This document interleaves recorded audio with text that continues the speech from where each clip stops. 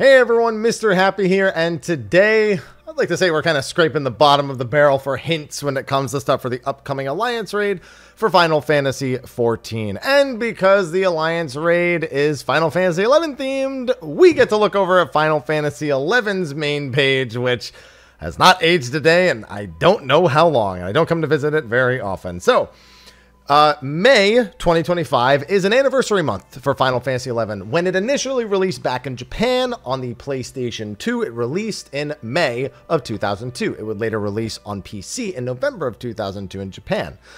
So May is an anniversary month, and so it's usually kind of special for most years in Final Fantasy XI. They're doing a bunch of campaigns that are really good for people when they come back. One of the most sought after Trust, Shantoto 2, is available on the list, so if you've been following my Final Fantasy XI Let's Play, where I constantly hype her up, she is going to be available for the next login campaign beginning Tuesday, May 13th. So that's something to keep in mind as well. Now, one thing that they're doing is they're featuring an item, and they can see in celebration of 23 years of Final Fantasy XI, a new item is being added. And it's very awkwardly, it's Prish's boots. Yeah, just her boots. You all know Prish now in Final Fantasy XIV. You know what her boots look like? I'm sure you look at feet or in that general direction, some of you. Yeah, that's the special item. But one thing they're doing is they actually released a message written in character from Prish. I first saw this on Gamer Escape, I believe.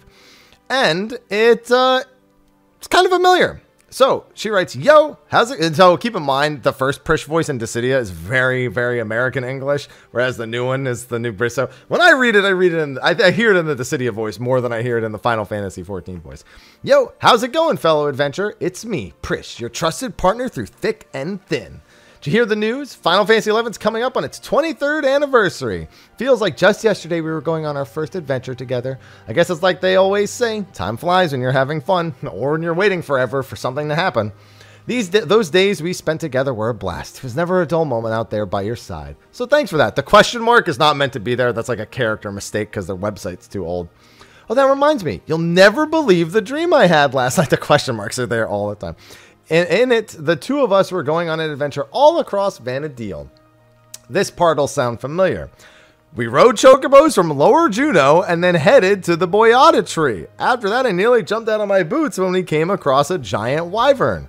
Then we were exploring a great hall featuring a statue of Lady Altana herself, followed by some ancient ruins, and before I knew it, we were somehow soaring through the sky. It felt like we were birds or something. Our next stop was the Shadow Lord's castle. Fortunately, that big pushover was no match for the two of us. Lastly, we took in the sights as we looked out over Tavnasia from Bluebade Fell. The whole day was like some sort of epic adventure. Isn't that the best dream ever?" That's literally all the locations from the 24-man. You start in Lower Juno. Boyata Tree is where you fight Fafnir, which is the giant wyvern she's referring to. It's funny, though, because they're not treating it like you teleported to those locations. They're treating it like you naturally traveled to them. Because they're saying you explore a great hall featuring Lady Altana before you actually get to Sky, which is where the third leg of the raid actually occurs. You're supposed to walk through a hall and get teleported up, and then you're there. And they kind of glaze past that in Final Fantasy XIV's raid. So make it sound like they actually walked there to keep it kind of in spirit of Final Fantasy XI, because walking every place was kind of what you did. And then the Shadow Lord's castle, which, they don't bother talking about too much. But those are all the locations of the first raid. The last bit here, lastly, we took in the sights as we looked out over Tavnasia from Bluebade Fell. The whole day felt like some epic adventure. So Bluebade Fell is one of the more lore-rich locations when it comes to Final Fantasy XIV. A lot of locations, things happen, and we don't really... The landscape is really just more like it has... There's less landmarks, I suppose, in a lot of Final Fantasy XI zones. There's a lot of open space in between the landmarks. But Bluebade Fell is notorious because it's where the opening cutscene for Final Fantasy XIV actually takes place, and where the end part of it takes place. So there's a little kid who's like looking at Tavnasia, which is where she's referring to. Through his hands, he's doing this, and then it shows him later as an adult. It's later confirmed that that kid is actually a main character, one of the major characters in Final Fantasy VII. I think Aldo is who it is, who we have not met and who we probably won't meet as part of the 24-man series. But it's also a place that holds significance for Prish, and it's where the Chains of Prometheus story kind of wraps up its entire bit. So it makes sense that it would be the last place that she would see. But it's easy to look at this entire thing. If this dream is the Final Fantasy XI Alliance raid in 14, then her ending in Tavnasia is interesting, because Tavnasia is a location we absolutely expected to go. I personally didn't expect to go there until the 3rd tier, because I think the final boss is probably going to be Promethea, if not Altana herself. It really depends on what Surreal Jaw wants to get done with the story there. But in Tavnasia, let's say that Tavnasia and its locales are part of the things that we could end up doing. I think it's fair to say that even if we do go there, it's unlikely that we would just go there and go through some of the zones, the Fomiona Aqueducts, the Sacrarium, River Knee sites. There are locations, but Tavnasia kind of has an issue in that all of the iconic bosses there are not bosses I think we should expect to fight. Like, I think of NMs like Padfoot, and there's like a giant ram that people can fight there. I mean, the giant ram would be funny after the Yan. It'd be like, don't mess with me or my son, except the son is the ram in the 24-man series in this case. And then in the Sacrarium, you have all the Fomors, and you have the Zolotls that are there. They're like these big lich-looking things.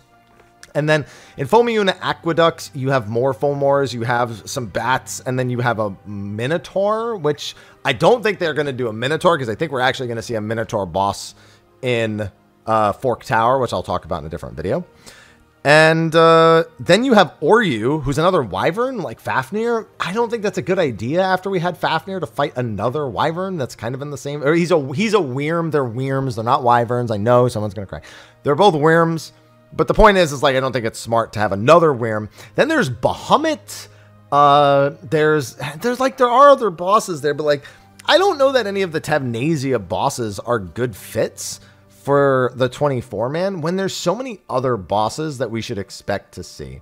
So it's a matter of, is this a red herring, or is she seeing the end of this? Because I think the final like scene in the 24-man probably should be in Bluebade Fell, like in the whole 24-man though. So I wonder if this is just their kind of way of using a location relevant to Prish, or if Tavnasia is actually going to be a central location that we're going to in the next 24-man raid. There's a lot of possibilities, but it's interesting that this whole dream is about the Alliance raid locations, and then they throw the Tavnasia bit at the end. I personally think the final boss of the next tier is going to be Camelot and Ildark, both at the same time. And I get some of that specifically from the scene at the very end of the first series. So, but doesn't mean, I mean, we go to Sky, which is an expansion zone, and then go back to the Shadow Lord's Castle, which is a base game zone. So it's possible the same thing could happen here, where we go to COP areas. Altair is, of course, a big one, but I think Altair is going to get saved for the 3rd raid. I do not think they'll burn that one here. And then we go back to the Xylart stuff, which is the expansion before it. I would like to see them kind of mess around a little bit. Maybe grab some things from Adulin, which is mentioned in Lower Juno, so we already know Surreal Jaw is aware of it. We see things mentioned from Ottergon, which is actually where the Mammal Jaw are from there. So I think they should maybe hop around a few expansions in the next zone and save this whole Bluebade Fell thing until the very end, because it would be very fitting to have Prish's final scene take place in that location as opposed to, well, anywhere else.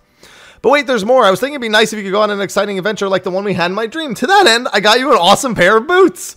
I personally vouch for these babies. They're the best you'll ever own. If you rock them on your next outing, you'll be the envy of adventurers everywhere. I'll leave them with the Moogle, so be sure to stop by and pick them up when you get a chance.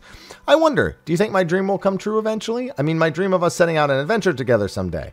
I'm sure it'd be a great experience for both of us, so I hope you'll help me make it a reality. On that note, get out there and continue enjoying your time in Vanadil. I look forward to our next encounter. Until then, I'll see you when I see you. P.S. Don't worry, I made sure to wash the boots before I drop them off. So, I know in the Gamer Escape article, they talked a little bit about this having some sort of tie or link between the 11 Prish and the 14 Prish. Honestly, I think most of this is just being cute. I don't think it's really important to take it as any sort of face value lore related thing. We already know that Surreal Jaw saw the real Vanadil. In some way, shape, or form as he was traveling throughout the Rift, he saw it. Whether it's just another shard or a reflection, or he actually fell into the interdimensional rift, which is supposed to be the somewhat canon. It's jaded in 14 because the interdimensional rift is not the one with Omega, is not the one that connects the dimensions. It's just it's like a pocket dimension that Omega himself created. The lore behind it's entirely different. But it's possible that he fell into some sort of equivalent to it. So It's possible that they're linked in some capacity, that this Prish is able to be more herself because she's like whatever memory is being pulled, she actually has some sort of mind connection. I think that's reading too much into it, and I wouldn't buy into that until I actually witnessed it, but that's just my own personal takeaway. But all the same, thought it would be a fun little detail to talk about. We are going to gear up as we start getting teasers for the 11 raid. I, of course, am going to be doing more lore videos on the various Final Fantasy 11 bits. It might be worth even starting to explore those early and not wait until we know the locations, because I know a lot of you have questions, and not everyone's following my Final Fantasy 11 Let's Play, which if you're not, you might want to consider. But anyway, just thought this was a fun little thing to make a video about. I could talk about all this stuff all day. Just so many pieces of knowledge I've carried in my head throughout the years. But anyway, thanks for watching this video. Let me know what you think in the comment section of the video below, and I will see you in the next one. Until then, take care.